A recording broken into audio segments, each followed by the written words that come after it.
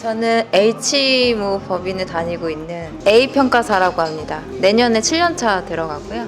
반갑습니다. 저는 대형 감정평가법인의 경인지사이고요. 저도 내년에 7년차에 접어드는 감정평가사입니다. 반갑습니다.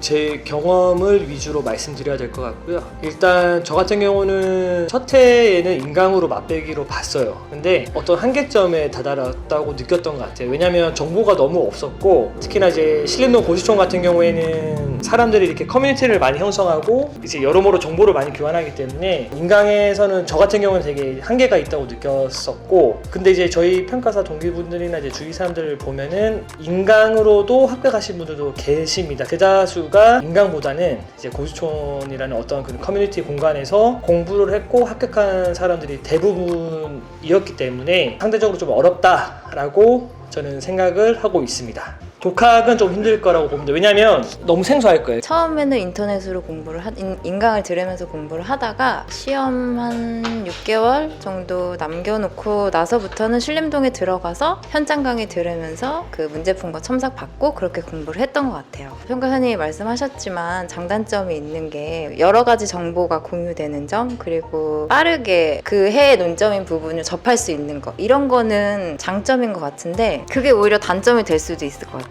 되게 쓸데없는 논점 가지고 그 스터디원이랑 논쟁을 하는 경우도 생기고, 너무 이게 공부 범위가 넓다 보니까 공부하지 않아도 되는 부분까지 자연스럽게 접하게 되고 좀 단점이지 않을까 하는 생각이 좀 드네요. 스타일에 맞춰서 하시면 될 것 같아요. 제가 생각하기에는 개인의 영향에 따라 큰 차별이 있다고 생각이 드는데, 평균적으로 봤을 때는 4년 혹은 3년에서 5년 정도 보통들 합격 커트라인에 들었던 것 같아요. 이제 물론 저희가 이제 7년 차에 접어드는 평가사지만 뭐 지금하고 저희 수험 때랑은 다를 수가 있겠지만 평균적으로는 3년에서 5년 정도 보시면 될 것 같습니다. 근데 요새는 이번이 지금 30기가 나왔는데 30기에 2년차가 합격한 비율이 상당히 높다고 들었거든요. 30% 정도 되나요? 30% 정도? 네네, 그 정도 되는 걸로 알고 있습니다. 학점은 별로 안 중요한 것 같고요. 네. 학교는 자기가 가고 싶어 하는 법인의 선배 평가사가 제 선배다라고 하면 조금 이끌어주시는 부분은 없잖아요. 그죠? 근데 크게 중요한 부분은 아닌 것 같습니다. 고졸도 됩니다. 아까도 저희끼리 얘기를 하긴 했는데 안정적인 대기업은 없다. 대기업을 들어가는 것도 어렵지만 거기서 살아남는 게 평가사 합격하는 것보다 오히려 더 힘들 수 있다 생각이 들고요. 평가사도 영업만 잘하면 안정적인 수익을 올리는 데는 큰 무리가 없을 것 같습니다.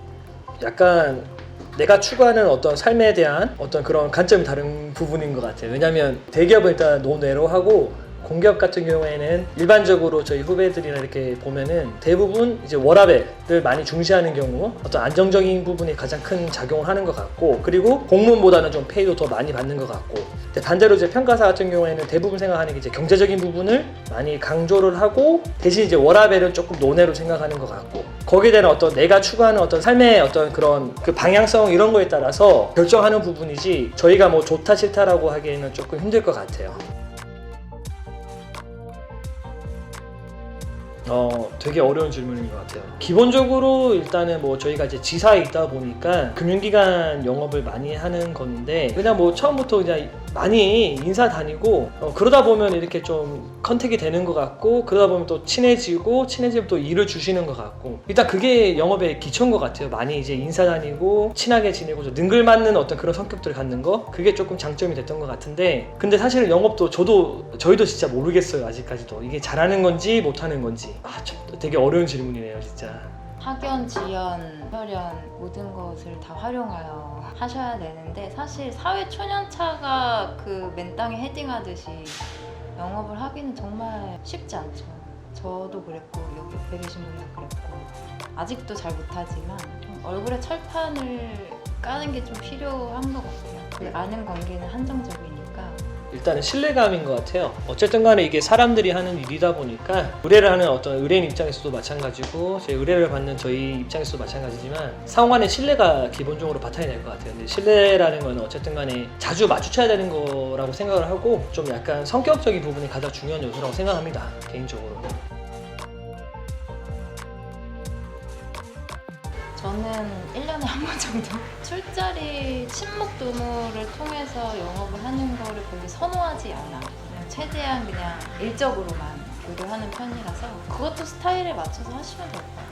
저는 개인적으로 이제 술을 좋아하는 성격이다 보니까 제가 먼저 이렇게 술 한잔 하시자고 시간 되시면 그렇게 이제 제가 이제 먼저 컨택을 하는 경우가 있고, 근데 사실 제가 힘들어요. 영업을 하다 보면은 영업도 하랴 일도 하랴 하다 보니까 이 두 가지를 같이 한다는 거는 정말 내 몸을 많이 혹사시키는 부분이 있다 보니까 술이 꼭 필요한 영업의 요소는 아니라고 보이는데, 우리가 이제 의뢰를 받는 의뢰인 입장에서 봤을 때는 그 성격에 맞게끔 제가 영업을 하는 것 같아요. 술 좋아하시는 분이면 제가 같이 먹고, 또 술 별로 안 좋아하시는 분이면 그냥 식사라고 이렇게 그냥 진행하고, 그러다 보니까 이제 이것도 답이 없는 것 같긴 한데 그래도 아직까지는 좀 좋은 작용을 하는 것 같아요. 왜냐하면 신뢰를 갖기 위해서 아까 말씀드렸다시피. 주량이 어떻게 되세요? 소주 2병 먹습니다. 전 반병 정도?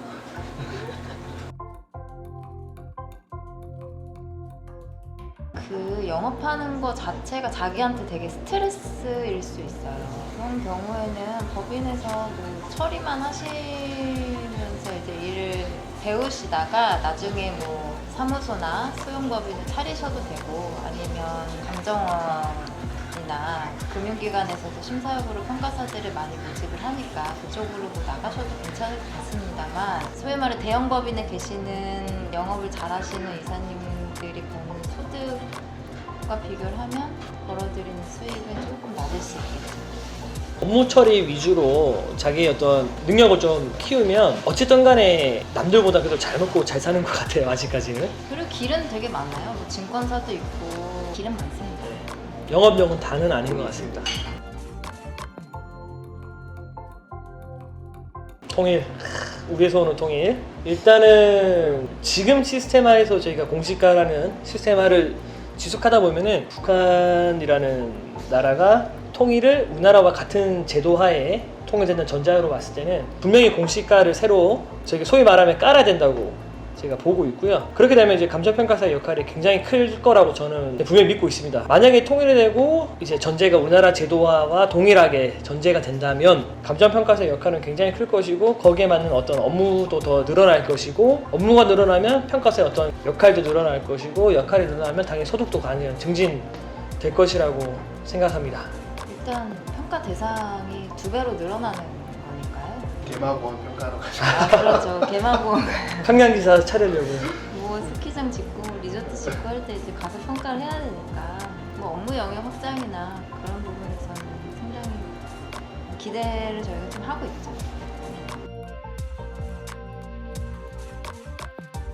자기 성격이 안 맞으면 남자든 여자든 그게 관계없이 좀 힘든 부분이 있는 것 같고, 외향적이고 밖에 나가는 거 좋아하고 여행 다니는 거 좋아하고 그러신 분들은 잘 맞으시는 것 같아요. 야근 많은 거 포함인데 이제 그거 통틀어서 말하면 업무 강도가 굉장히 셉니다. 일단 낮에는 영업을 다녀야 되는 거고, 영업만 할 뿐만 아니라 내가 맡은 어떤 업무에 대해서도 처리를 해줘야 되는 부분들이 있기 때문에, 그러면 그 처리는 언제 하냐, 이제 영업 끝나고 저녁에 하는 거예요. 밤에. 업무 강도가 굉장히 큰 게 사실은 단점인 거죠, 평가사로서. 일한 거에 대해서 순수하게 내 책임으로 이게 간다는 게 상당히 좀 부담이 있는 것 같아요.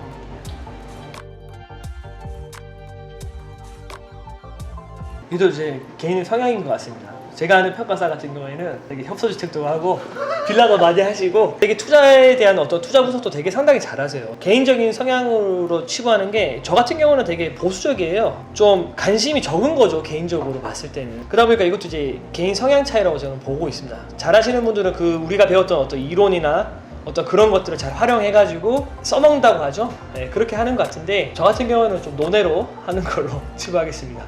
부동산 개발이 이루어지는 그 첫 단추부터 전반적인 과정을 아예 아는 사람이니까 아무래도 도움이 많이 되긴 하겠죠. 근데 평가사들이 직접 투자를 하시는 분들은 많이 못 봤어요. 저희가 담보 업무나 보상 업무 뭐 이런 거를 많이 하다 보니까 그 투자를 하려면 미래 가치를 봐야 되고 미래 시장이 어떻게 돼야 되고 이거를 약간은 긍정적인 시각에서 봐야 된다고 생각하거든요. 근데 시장 이것저것 너무 많이 알다 보니까 자꾸 이제 안 되는 상황, 부정적인 상황 이런 거를 조금 많이 생각을 하다 보니까 실제로 투자를 해서 돈을 많이 버셨다 하는 분들은 많이 못 뵌 것 같아요. 그 중에 뭐 잘하시는 분들도 계시긴 하는데 전반적인 성향이 좀 그렇습니다. 없지 않아 있는 것 같습니다. 담보 평가를 많이 하다 보니까 대출 규제가 심했을 때는 그만큼 이제 대출 실행들이 이제 많아지는 거죠. 대출 상담도 많아지고 그러다 보면 자연스럽게 이제 감정 평가 업무도 좀 더 늘어나는 부분이 있었는데 대출 규제가 지금 강화되다 보니까 실질적으로 이제 담보 평가의 기회가 줄어드는 건 사실이면 이제 그게 이제 정책적인 부분이랑 관련된 건데 그것뿐만 아니라 뭐 보상 평가도 마찬가지예요. 보상 평가도 제가 정책적으로 최근에 이제 3기 신도시라든지 이런 것들 많이 이제 추진하다 보니까 보상 평가의 업무 기회가 이제 좀 더 많아질 것 같은데 개발 사업을 정책적으로 추진하지 않으면 그만큼 이제 평가 업무 자체가 기회가 줄어들다 보니까 정책하고는 그래도 크게 관련이 있는 것 같아요. 제가 봤을 때. 평가하는 게 대부분 그냥 하는 게 아니라 이게 다 법정 평가예요. 근데 정책이 저희 그 입법에 영향을 주다 보니까 정책에 따라서도 법의 약간 그 방향성이 조금 틀려지게 되면 평가하는데도 영향이 조금 있을 것 같고 법정 평가하다 보니까 이게 보상 평가도 그렇고 또 매각이나 매입도 그렇고 상당히 영향을 많이 받는 것 같기는 해요. 약간 관점의 차이인 것 같아요. 일단 단순히 AI나 빅데이터를 가지고 부동산의 가격을 책정하는 것에 대해서는 분명히 이제 기존 시장과는 다른 개념이다 보니까 평가업계에 되게 위협이 될 거라고 생각을 하는데 사실은 최종 결정권자는 어쨌든 간에 기계가 아니라 그 데이터와 AI를 활용한 사람들이 하는 거기 때문에 또 그만큼의 영역이 있을 거라고 분명히 생각을 하거든요.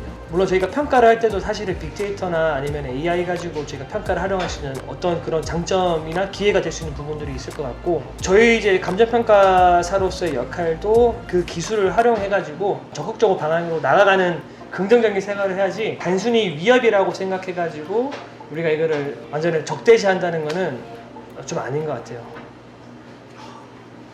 답변이 좋았어요. 사실 이 답변이 어렵거든요. 자, 그럼 우리 양평 바꿔 뭐가 떠보러 가! 단순히 그냥 이렇게 표면적으로 보면 일반인들이 부동산 시세나 뭐 거래 사례나 이런 거를 쉽게 알 수가 없기 때문에 그런 거를 일반인들한테 공개를 한다는 점에서는 위협이 되겠죠. 저희도 그 자료를 활용을 한다면 지금보다 더 뭔가 창의적이지 않은 백데이터가 풍부한 그런 평가를 할 수 있지 않을까라는 생각이 듭니다. 그거에 대해서 누군가는 책임을 져야 되는데 그 AI가 책임을 지는 건 아니잖아요. 아직은 우리나라 프로테크 기업이 책임을 질 수 있는 수준이 안 되는 것 같아요. 단기적으로는 큰 영향은 없을 것 같습니다. 장기적으로 보면 또 어떻게 될지 모르겠어요.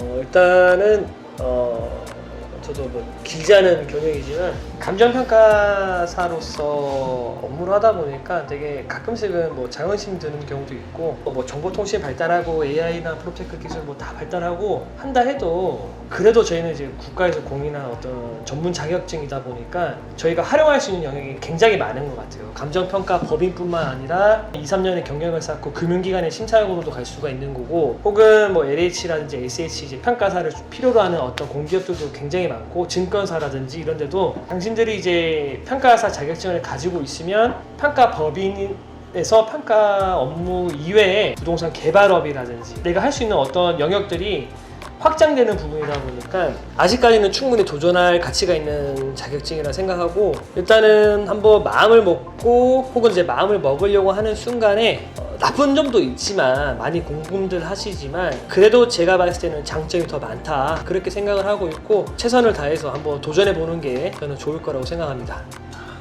이미 공부를 시작하셨다면 최단시간에 끝내셔서 빨리 합격하시길 바랍니다. 고민하고 계신 분이라면 여러 가지 그 직업군이 있고 여러 시장이 있으니까 다양하게 서치해보시고 진입하시는 것도 좋을 것 같아요. 무조건 이게 합격한다고 해서 내가 돈을 많이 벌고 성공하고 이런 게 아니라 진짜 개인 역량에 따라서 이게 성공의 여부가 갈릴 수 있는 직종이기 때문에 정말 충분히 고민해보시고 결정하시면 좋을 것 같습니다.